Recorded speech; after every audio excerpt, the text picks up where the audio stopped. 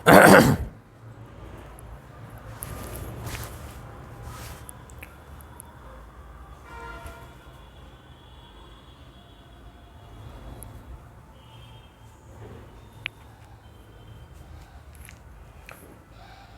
Students, आप कैसे हैं? उम्मीद है कि आप लोग अच्छे होंगे। आज हम लोग देखेंगे क्लास 10th का एक बहुत ही प्यारा चैप्टर और परीक्षा की दृष्टिकोण से भी महत्वपूर्ण चैप्टर है, जिसका नाम है द्विघात समीकरण। जैसा कि आप देख रहे होंगे बोर्ड पे, क्वाड्रेटिक इक्वेशन हम लोगों को आज देखना है। तो इसके अंतर्गत हम लोग सबसे पहले थ्योरी को देखेंगे और पार्ट बाय पार्ट में सारे चैप्टर का आप लोगों को मैं वीडियो प्रदान करना चाह रहा हूं, प्रोवाइड करना चाह रहा हूं। और जब आप देखते हैं तो आप तुरंत स्किप नहीं करें, उससे आपको कुछ पता नहीं चलेगा। आप शुरू से लेकर के अंत तक देखें, एकदम आपको सरल और देसी भाषा में आपको मिलेगा। क्योंकि बोर्ड भी देसी है तो आपका लैंग्वेज और बताने का अंदाज भी आपको देसी मिलेगा। कोई हाइब्रिडाइजेशन इसमें नहीं है, समझ रहे हैं ना? कोई वैसा हाइब्रिड नहीं है, हाइब्रिडाइजेशन नहीं है। आपको सब कुछ इसमें देसी मिलेगा और ये आप तभी समझ पाएंगे जब आप कंप्लीट पूरा देखेंगे तब। आप स्किप कर दिए तो वैसे कुछ पता नहीं चलेगा। कोई जादू नहीं है कि एक झलक आपको दिखला दिया, ख़त्म हो गई। तो आप अच्छी तरह से गौर फरमा करके देखें और अंत तक देखें अगर आपकी आवश्यकता है तब। चूँकि जो अंदाज आपको मिलेगा जब जैसे जैसे आप वीडियो देखेंगे तभी देसी अंदाज आपको समझ में आएंगी और सारी बातें आपको समझ में आने लगेंगी।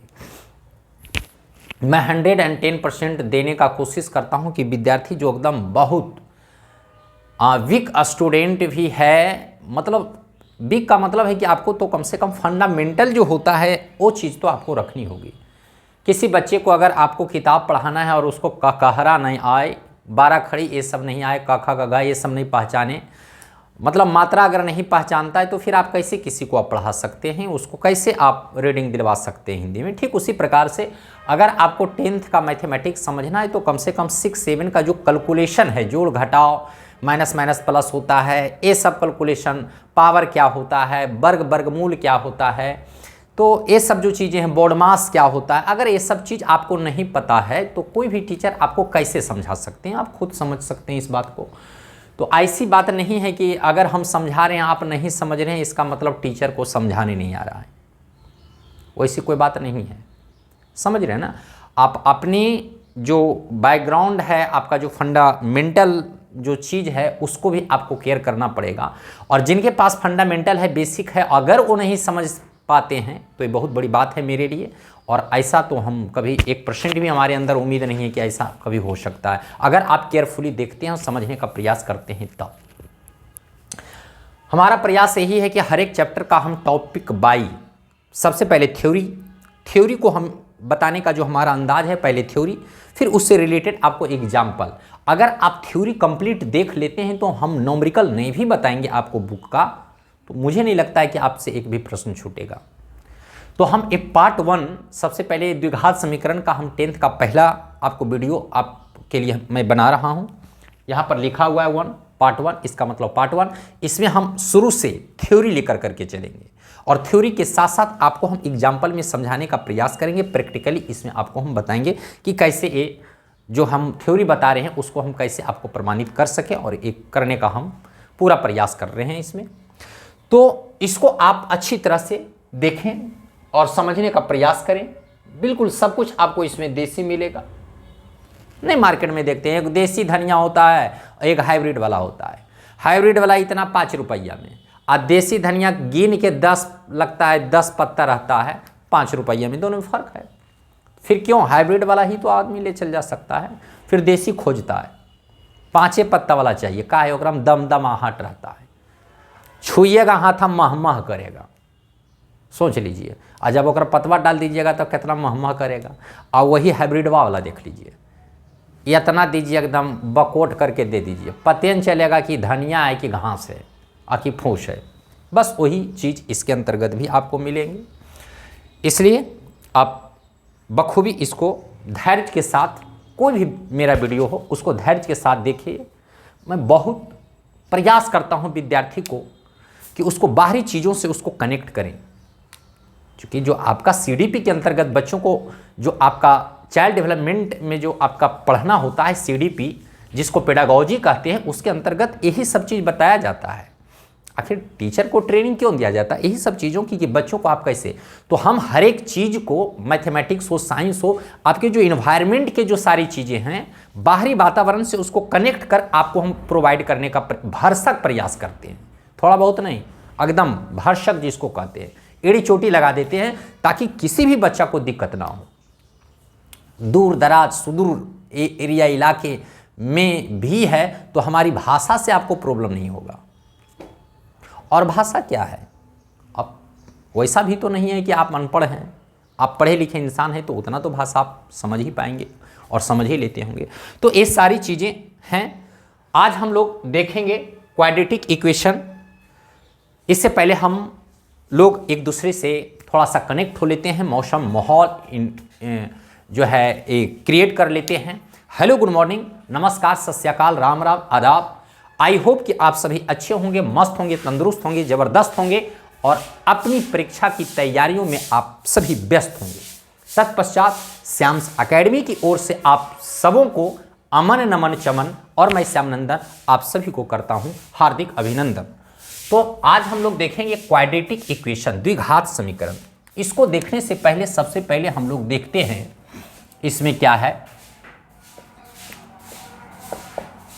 द्विघात समीकरण का व्यापक रूप, गौर फरमाएंगे। द्विघात समीकरण का व्यापक रूप।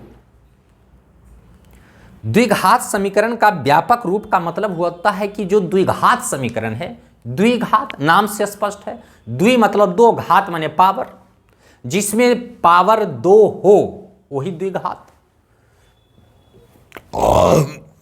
वही द्विघात होता है। तो नाम तो उसी का रखा जाता है ना, किसी चीज को नाम रखा जाता है तो उसके अंदाज में नहीं देखते हैं गांव में कारा, पूरा कार रहे कारा, गोर रहता है गोर का, एकदम दप दप उज्जर रहे कैला, समझ रहे हैं ना। तो आखिर नामकरण जो किया जाता है उसके गुण के बेसिस पर ही किसी चीज का नामकरण किया जाता है। यहां पे आप पढ़ रहे हैं द्विघात समीकरण का व्यापक रूप। व्यापक का मतलब विस्तार, विस्तृत, बड़ा। द्विघात समीकरण से पहले हम लोग इसको देख लेते हैं बहुपद। पहले द्विघात बहुपद देख लीजिए, उसके बाद हम लोग देखेंगे समीकरण। बहुपद, द्विघात बहुपद का व्यापक रूप।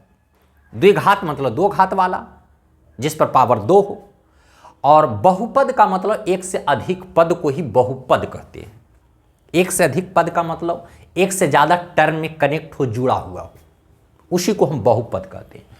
तो द्विघात बहुपद का जो व्यापक रूप होता है वो आप देखें, ax² plus bx plus c, ax² plus bx plus c, यही जो है द्विघात बहुपद का व्यापक रूप है। आवाज़ तो जा ही रहा होगा, ऐसा तो उम्मीद है भाई, कहीं आवाज़ से तो दिक्कत नहीं है ना? बिल्कुल नहीं होना चाहिए आवाज़ से दिक्कत। चलिए ठीक है। तो द्विघात बहुपद का जो व्यापक रूप है, यही द्विघात बहुपद का व्यापक रूप है। आप यहां देखिए, बहुपद एक पद, दो पद, तीन, जो प्लस से कनेक्ट है, जुड़ा हुआ है, वही टर्म कहलाता है और वही पद है। तो एक से ज्यादा पद है, तीन पद है, तो ये जो है आपका जो ये टर्म है, बहुत सारे पद है, बहुपद। द्विघात पावर दो, यहां पर ध्यान दीजिएगा, जो पावर होगा, जब भी पावर होगा तो आपका ये वेरिएबल पर होगा, एक्स वाई जेड, उस पर पावर होगा, ना कि ए बी सी वाला पावर को देखेंगे। ए बी सी वाला पावर, इसमें पावर नहीं होगा। तो ए वाला पावर ही आपका जो है घात कहलाता है। तो द्विघात है तो दो घात है, मैक्सिमम घात इसमें कितना, पावर कितना है, दो, इसलिए द्विघात। ध्यान दीजिएगा, कहता है द्विघात बहुपद का व्यापक रूप ax² plus bx plus c जहां लिखिएगा, सॉरी हिंदी में ही लिखते हैं, नहीं तो बहुत सारा बच्चा को दिक्कत होता है जब हिंदी मीडियम पढ़ा रहे हैं तो हिंदी ही देखिए। कुछ कुछ वर्ड हम आपको लिख देंगे, उसको भी आप ध्यान रखिएगा। ऐसा नहीं कि एकदम ऐसा हिंदी पढ़िए कि फिर आपको एक इंटर पास करने के बाद आपको कोई इंग्लिश बोले तो आपको एकदम तरेंगन दिखे, वैसा भी मत बनिए। तो मैं लिख दूं तो उसको समझने का प्रयास कीजिए। कोई व्यक्ति ऊपर से टपक करके थोड़ी यहाँ आता है कि एकदम जान रहा है, यही सब सीखता है। और वो एक प्रयास होता है, जो आप प्रयास करते हैं, एफर्ट करते हैं, कोई भी चीज़ नहीं आ रहा है सीखेंगे। जब टीचर बताने के लिए एग्री है तो फिर मैं प्रयास करूंगा, सीखूंगा, दिक्कत क्या है।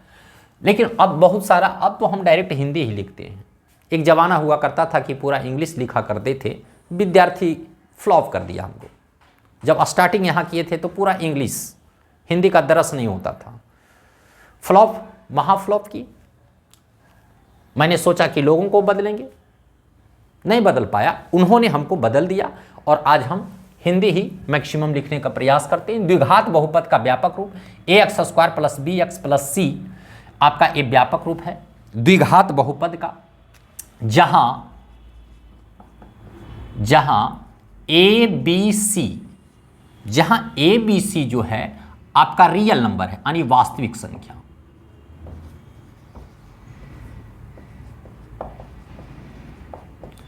ABC जो है आपका रियल नंबर है, वास्तविक संख्या है।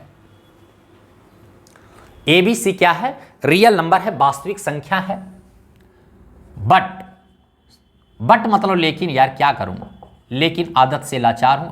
But A is not equal to 0, A जो है 0 के बराबर नहीं होगा। ध्यान दीजिएगा, गौर फरमाइए।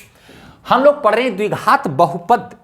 द्विघात बहुपद का व्यापक रूप द्विघात 2 जिसका पावर 2 हो, द्विघात का व्यापक रूप ax² + bx + c है, जहां a b c real number वास्तविक संख्या है। वास्तविक संख्या का मतलब परिमेय और अपरिमेय को जो ज्वाइंट कर देता है, मिक्स कर देता है, उसी को वास्तविक संख्या कहा जाता है। इसमें परिमेय भी हो सकता है, परिमेय भी हो सकता है, परिमेय भी हो सकता है, अपरिमेय भी हो सकता है। इसी को हम रियल नंबर वास्तविक संख्या कहते हैं। जब रियल, परिमेय और अपरिमेय मिल जाए उसी को वास्तविक संख्या कहा जाता है। तो a b c जो है आपका वास्तविक संख्या हो सकता है, मतलब परिमेय भी हो सकता है और अपरिमेय भी हो सकता है। तो ABC आपका वास्तविक, लेकिन A is not equal to 0, A 0 के बराबर नहीं होनी चाहिए। अगर A 0 के बराबर हो जाएगा तो x² खत्म। तो जब x² पावर 2 खत्म हो जाएगा तो द्विघात बचेगा ही नहीं, और रैखिक में बदल जाएगा, तो फिर इसकी चर्चा ही खत्म हो जाएगी।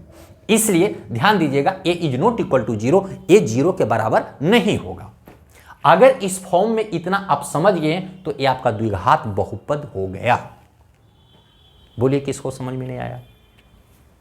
हम लोग पढ़ रहे हैं क्वाड्रेटिक इक्वेशन, द्विघात समीकरण, 10th है, पार्ट 1 है। हर एक चैप्टर का वीडियो, 5 वीडियो, 10 वीडियो, 11, जितना में वो खत्म हो, लेकिन मैं अच्छी तरह से पढ़ाऊंगा। एक ही वीडियो दूंगा लेकिन मैं बेहतरीन, और रेगुलर नहीं दे पाने के कारण आप ऐसा नहीं समझिएगा कि मास्टर भूल गया, नहीं।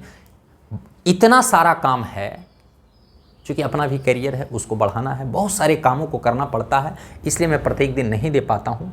जब भी मौका मिलता है तो फिर मैं आपके लिए हाजिर हूँ। तो देर सवेर जो भी हो, लेकिन मैं सारा चैप्टर का टोटल कंप्लीट थ्योरी और न्यूमेरिकल बताने के लिए मैं तैयार हूँ और बताऊँगा। बस आप पार्ट बाय पार्ट देखिए, मुझे नहीं लगता है कि आपको कहीं 1% दिक्कत होगा। द्विघात बहुपद का व्यापक रूप ax² + bx + c, जहां a b c आपका वास्तविक संख्या a is not equal to 0, जहां a 0 के बराबर नहीं होनी चाहिए। a अगर इस रूप में है तो यही आपका क्या हो गया? द्विघात बहुपद हो गया। इस चीज को हम लोगों ने समझ लिया। अगला हम लोग समझने का प्रयास करते हैं, क्या भाई? द्विघात समीकरण का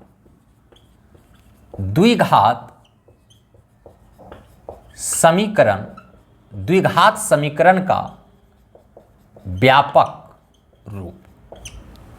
द्विघात समीकरण का व्यापक रूप का मतलब क्या होता है, देख लीजिएगा। जैसे ax² + bx + c = 0, यदि हम इसी बहुपद को 0 के बराबर कर दें तो समीकरण कहलाता है। क्या कहलाता है? समीकरण कहलाता है। यहां पर जो आप देख रहे हो अगर किन्हीं को दिक्कत है इसके बावजूद भी, जैसे ए एक्स स्क्वायर, ए बाबू क्या है, पावर जिसको कहते हैं, पावर, पावर मतलब घात, ये घात हो गया।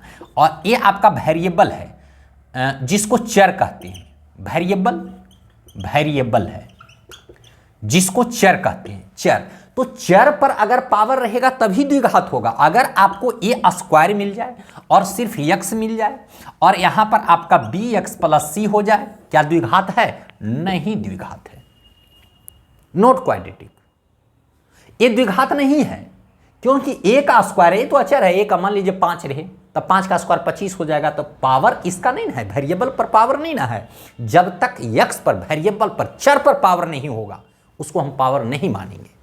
द्विघात, तो अगर एक घात पावर 2 है तब द्विघात, अगर पावर 3 रहेगा त्रिघात, अगर पावर 4 रहेगा चतुर्थ घात, अगर पावर 5 रहेगा पंचघात। 4 घात से ज्यादा नहीं मिलेगा, मैक्सिमम 4 घात, तो ज्यादा उधर जाने की क्या जरूरत है, वही प्रोसेस तो बढ़ रहा है, उसी स्टेप में तो बढ़ रहा है।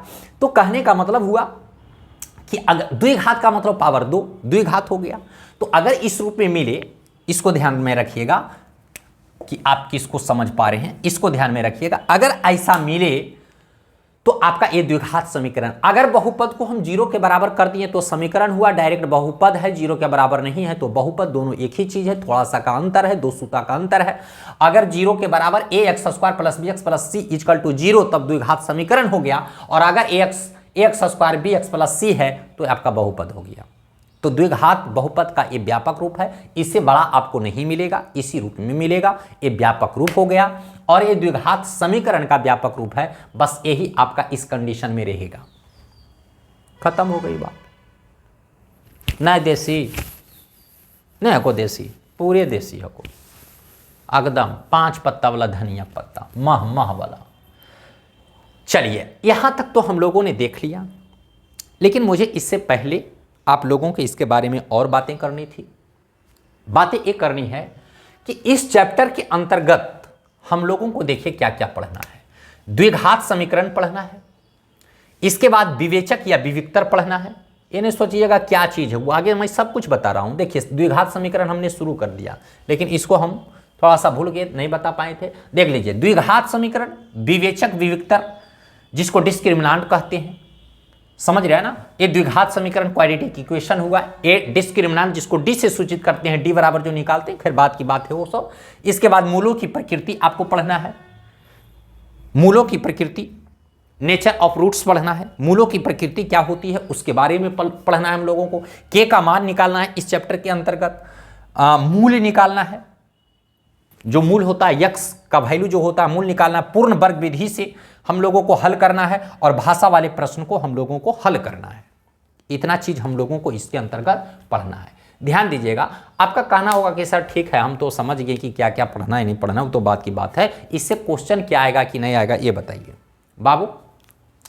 इससे आपको तीनों टाइप के क्वेश्चन मिलेंगे, इससे आपको तीनों टाइप के क्वेश्चन मिलेंगे। जो टाइप क्वेश्चन मिलेंगे वो आपको ऑब्जेक्टिव मिलेंगे, ऑब्जेक्टिव 1 नंबर वाला, सब्जेक्टिव, सब्जेक्टिव 2 नंबर वाला, और long question, long question, long question 5 number वाले। इतना ये जो टाइप है ऑब्जेक्टिव ही क्वेश्चन इससे आएगा, सब्जेक्टिव भी आएगा 2 नंबर वाला, और लॉन्ग क्वेश्चन भी आपको जो जिसको कहते हैं बहु क्या कहते हैं लघु उत्तरीय, दीर्घ उत्तरीय प्रश्न। तो दीर्घ उत्तरीय देखिए आपका अति लघु उत्तरीय, लघु उत्तरीय और दीर्घ उत्तरीय, ये तीनों टाइप के आपको प्रश्न मिलेंगे। बात रही कि कितना नंबर का आएगा।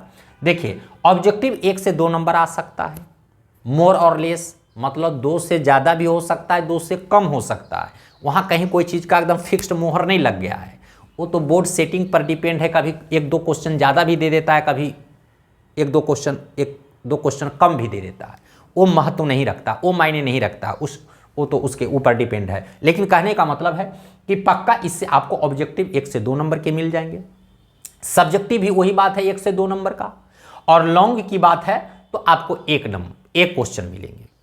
इससे 2 क्वेश्चन, इससे 1-2 क्वेश्चन और इससे 1 क्वेश्चन, मतलब 5, अगर 2 मिल गया तो 4, 5 4 9 और 2 मिल गया तो 9 2 11। मोटा मोटी ये आप ये जानिए कि 10 नंबर का जो प्रश्न मिलेंगे आपको इसी द्विघात समीकरण से मिलेंगे। कितने नंबर का? द्विघात समीकरण से 10 नंबर के प्रश्न मिलेंगे। समझ रहे हैं? तो यदि आप इसको अच्छी तरह से कर लेते हैं तो आपको लगभग 10 नंबर, कम और बेसी उसको 1-2 नंबर का छोड़ दीजिए, यानी लगभग मोटा मोटी 10 नंबर के प्रश्न इस चैप्टर से आपको मिलने वाले हैं, इसलिए महत्वपूर्ण है। दूसरी बात है कि छोड़ दीजिए, ये तो 10th की बात है, ये द्विघात समीकरण आपको लाइफ में कभी पीछे नहीं छोड़ेगा, और इससे जो डिस्क्रिमिनेंट मूल्य जो निकालना होता है उससे बीच बीच से निकाल करके कंपटीशन भी में क्वेश्चन पूछता है। और जब 11th में आप 11th-12th में जाएंगे तो भी ये चैप्टर आपको द्विघात समीकरण वहां पे पढ़ना है। बस फर्क यही है कि हम लोग यहाँ रियल नंबर वाला पढ़ते हैं, वहाँ इमेजिनरी और रियल दोनों आपको पढ़ना है। कॉम्प्लेक्स नंबर के रूप में हम लोगों को 11th में इस चैप्टर के बारे में पढ़ना है। तो इतना प्रश्न हम लोगों को देखना है इस चैप्टर के अंतर्गत, तो इसके अंतर्गत इतना मेन पॉइंट को देखना है। ये सारी बातों तो आप लोग समझ गए होंगे। तो द्विघात बहुपद का व्यापक रूप और द्विघात समीकरण का व्यापक रूप आपके सामने है।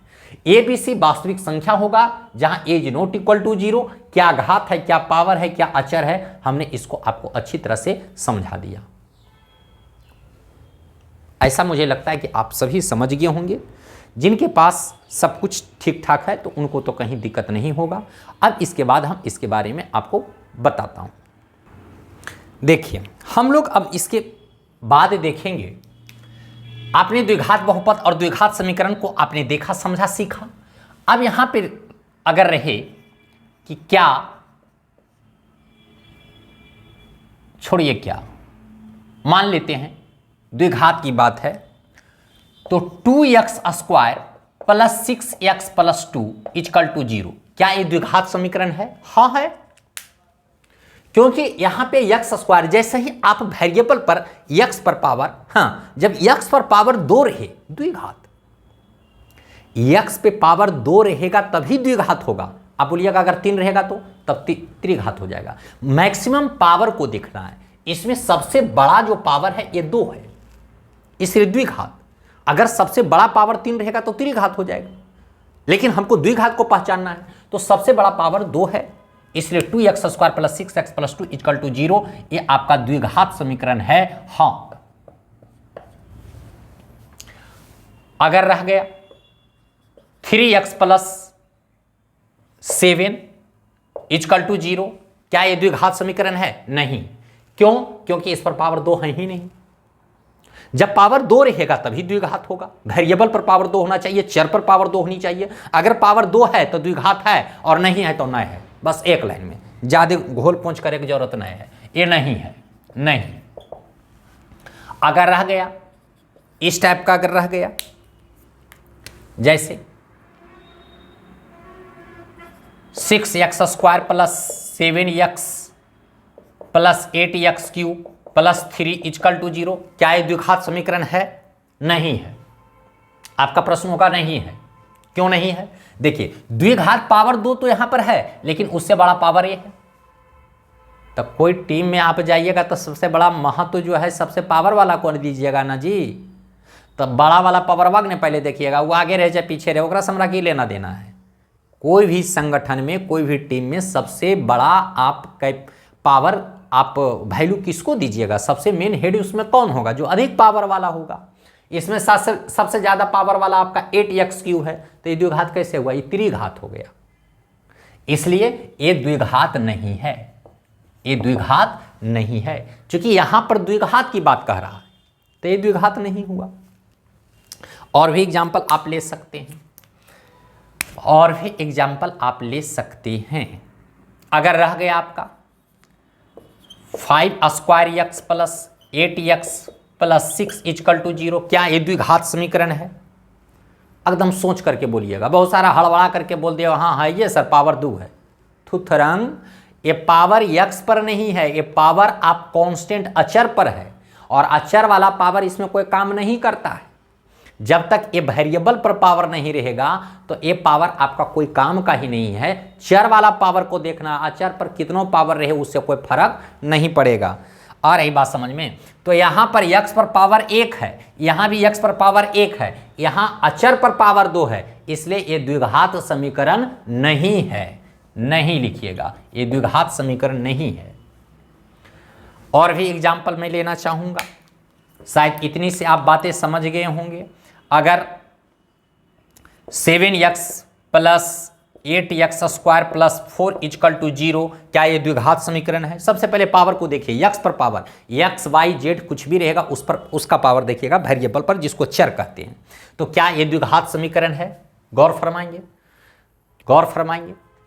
देखिए यहाँ x पर पावर 1 है, जबकि यहाँ x पर पावर 2 है।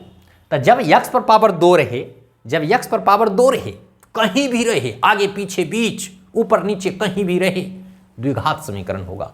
तो ये द्विघात समीकरण है। हाँ, ये द्विघात समीकरण है। आ रही बात समझ में? तो ये द्विघात समीकरण है। अगला देख लीजिए, अगर रह गया आपका 8y स्क्वायर प्लस 6y अब प्लस 4 इक्वल टू 0, क्या ये द्विघात समीकरण है? देख लीजिए, हमने क्या बोला, आपका जो चर होगा x भी हो सकता है, y हो सकता है, t हो सकता है, इस किसी भी रूप में ये रह सकता है। तो यहाँ पर जो वेरिएबल है वो y है, तो 8y square 6y plus 4 equal to 0 ये द्विघात समीकरण है, क्योंकि ये चर है, इस पर पावर मैक्सिमम 2 है, इससे बड़ा इसमें और कोई पावर नहीं है, इसलिए ये द्विघात समीकरण है। ये द्विघात समीकरण है।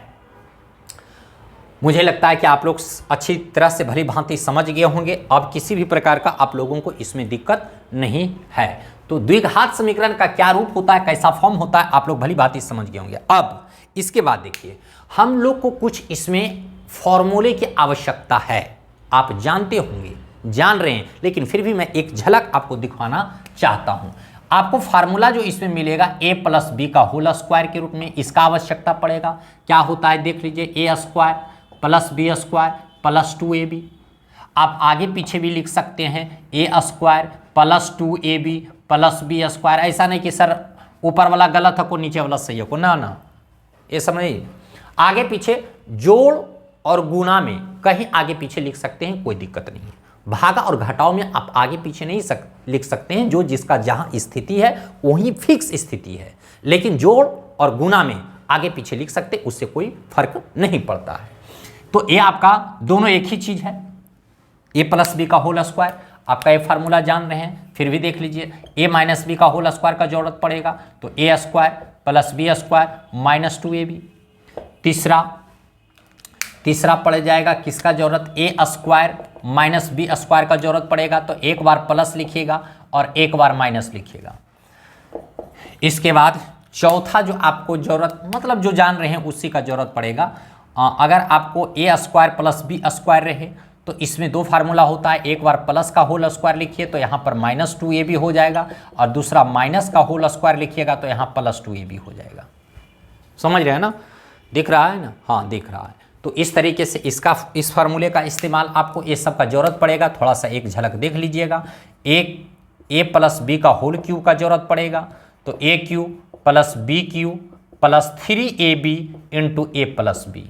समझ रहे हैं ना? इसी को आप जब इसको गुना कर दीजिएगा तो यही आ जाएगा a cube plus B cube. जब इसको गुना कीजिएगा तो हो जाएगा क्या हो जाएगा, देखिए 3a स्क्वायर बी और प्लस 3ab स्क्वायर हो जाएगा। समझ रहे हैं ना? ये सब आपको मिलेगा। चलिए एक ठो और इसी में, ये सब जान रहे हैं फिर भी एक बार आप देख लीजिएगा। अगर यही रह गया a माइनस बी का होल क्यूब, तो a cube minus B cube minus 3ab into a cube minus B cube minus 3 square B plus 3ab square minus a minus B, a cube minus B cube minus 3ab into a minus B. तो अब इसको जब गुना करेंगे तो a cube minus B cube minus 3a square B plus 3ab square हो जाएगा। तो ये सारी फार्मूलों की इसमें जरूरत पड़ेगी, आवश्यकता पड़ेगी, इसका आप इस्तेमाल कर लीजिएगा, समझ लीजिएगा, बुझ लीजिएगा। फिर इसके बाद हम इस आगे बढ़ाते हैं इसके बाद का मैटर। ध्यान से सुनिए, समझिए और प्रयास कीजिए, बिल्कुल आपकी बातें समझ में आ जाएंगी। अब हम लोग इसको देखते हैं कि क्या द्विघात समीकरण है। दिया हुआ है कि निम्न में कौन द्विघात समीकरण है। आपको ऑप्शन में ऑब्जेक्टिव में बहु जो आपका अति लघु उत्तरीय प्रश्न होता है जो 4 ऑप्शन वाला होता है, उसमें से आपको आता है कि निम्न में से कौन द्विघात समीकरण है।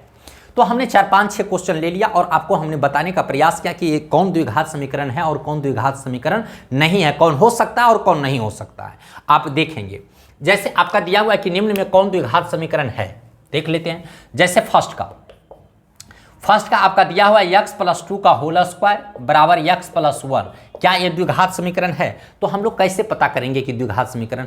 बस हम लोग सोल्व कर लेते हैं, हल कर लेते हैं, उसको हल कर लीजिए, लास्ट में जो बचेगा उसको देख लेंगे। अगर पावर 2 है तो द्विघात है, और अगर पावर नहीं 2 है तो द्विघात नहीं है। चर पर पावर अगर 2 है तो द्विघात होगा, देख लीजिए। जब इसको हम हल करेंगे तो आपका हो जाएगा क्या, देख लीजिए, a+b का होल स्क्वायर, a+b का होल स्क्वायर तोड़िएगा तो a² + b² और +2 फार्मूला से a का मतलब x और b का मतलब 2। ये दशमलव नहीं है यार, ये इंटू है। बहुत सारा विद्यार्थी दशमलव समझ जाता है, नहीं, ये गुना में है। a हो गया, इसको हमने ब्रेक किया, तोड़ा, और a आपका हो जाएगा x+1। जब इसको कैलकुलेट करेंगे तो x² + 2 दूना 4 हो जाएगा, और ये 2 दूना 4 x हो जाएगा, और a आपका x+1 हो जाएगा। अब सभी को एक तरफ खींच लीजिए, क्योंकि द्विघात समीकरण में हमने क्या देखा था, द्विघात समीकरण का जो व्यापक रूप देखा था वो ये ax² + bx + c = 0 के रूप में देखा था। तो यानी बराबर = 0 होना चाहिए, तो सबको इधर खींच ले आइए, तभी ना उधर 0 बचेगा। तो आपका a हो जाएगा, देखिए, x² + 4x + a4, इधर आ जाएगा तो -x -1 = 0। तब हो जाएगा x² 4x, एक जाति वाला को एक साथ जोड़िए, घटाइए, यहाँ पे 4x -x तो +3x बच जाएगा, और 4 - 1 + 3 = 0। अब आप गौर फरमाओ, क्या ये द्विघात समीकरण है? x² + 3x + 3 ये व्यापक रूप की जो द्विघात समीकरण का व्यापक रूप है उसके रूप में है, इस रूप में नहीं है। ax² + b + c = 0, इसी रूप में आ गया। देखो x², इसके साथ कुछ नहीं, वेरिएबल तो एक, ये x है, यहाँ पर देखो x, यहाँ b है, ये अचर है, तो यहाँ अचर 3 है, कुछ भी रह सकता है। यहाँ c कांस्टेंट अचर, पूरे फुल्ली अचर है, यहाँ पर 3 अचर हो गया, = 0। तो द्विघात समीकरण के रूप में है। हाँ, ये द्विघात समीकरण है।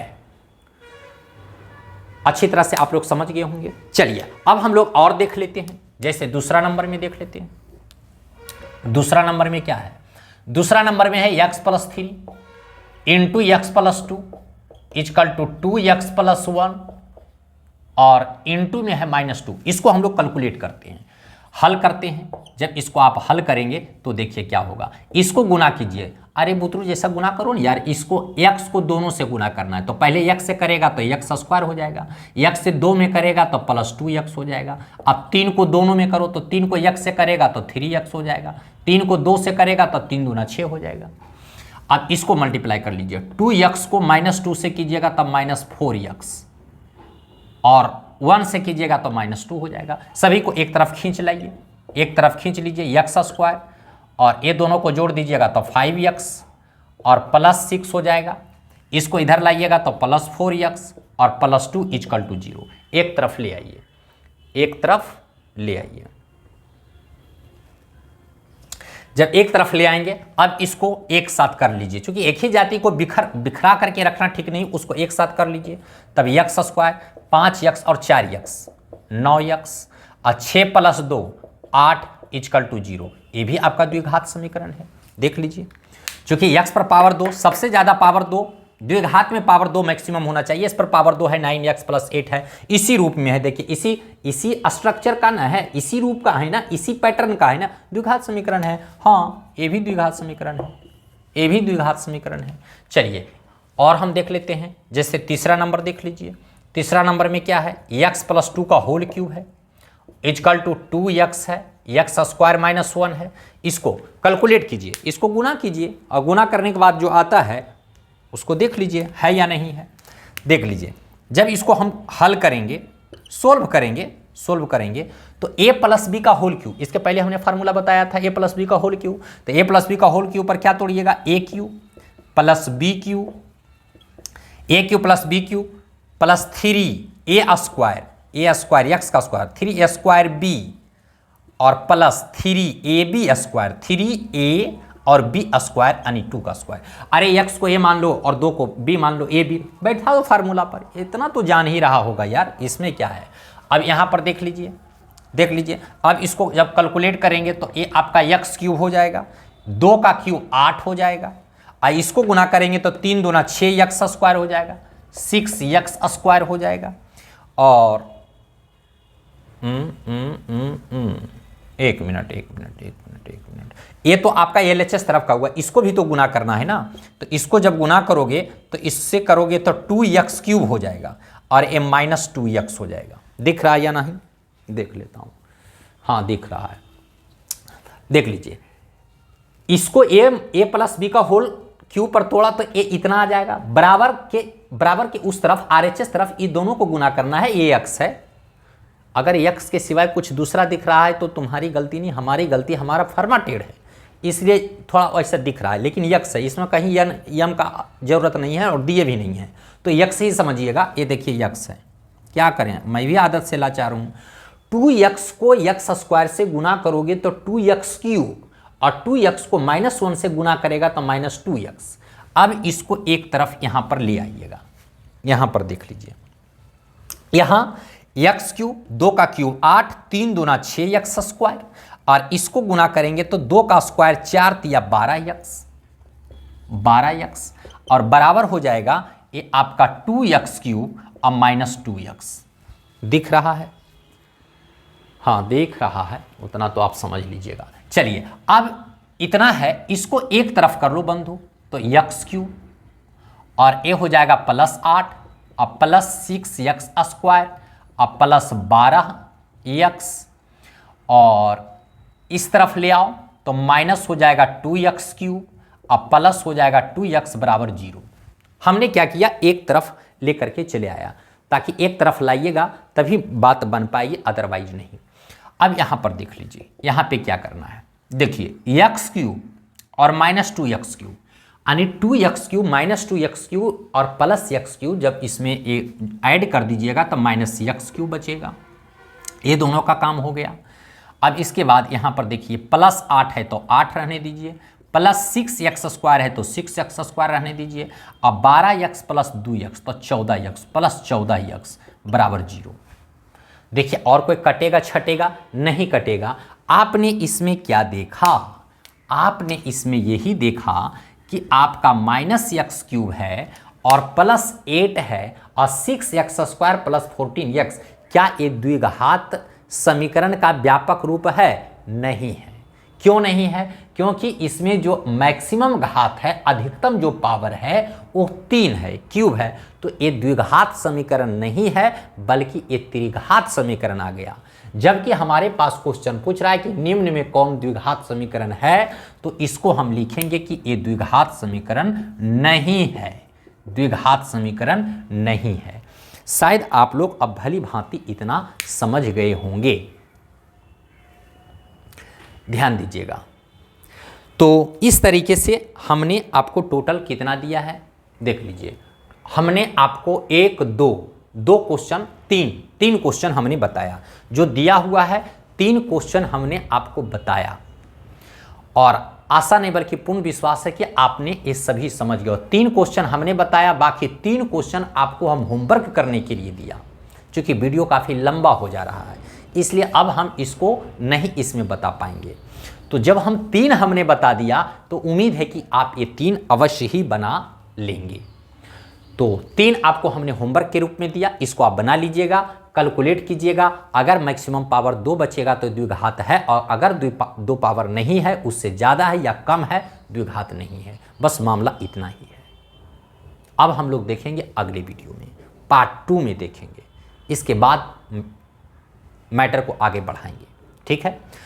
तो इसके बाद अब मैं विशेष क्या बोलूं, अगर आपको अच्छी तरह से समझ में आई हैं बातें तो अपने भाई बहन, कोई भी जो है आपके जूनियर से, जो आपके 10th क्लास में भाई बहन हैं, उनके पास शेयर कर दीजिए और उनको अच्छी तरह से देखने के लिए बोलिए। विश्वास के साथ एकदम शुरू से अंत तक देखेंगे, सारी बातें आपको समझ में आ जाएंगी। शेयर कीजिए, लाइक कीजिए, सब्सक्राइब कीजिए, बस यही है और क्या है, यही मोटिवेशन है। मैं पूरे 9th 10th का साइंस मैथ्स टोटल चैप्टर का मैं आपको सॉल्यूशन के रूप में वीडियो आपको प्रोवाइड करूंगा। बस देर हो सवेर हो लेकिन सारा मैं बताऊंगा। और एग्जाम के टाइम में टोटल महामैराथन भी लेकर के मैं आऊँगा, ऑब्जेक्टिव सब्जेक्टिव इस बार भी दिया था, आगे भी दूंगा। ठीक है, धन्यवाद। फिर हम आप लोग से मिलते हैं। जय हिंद।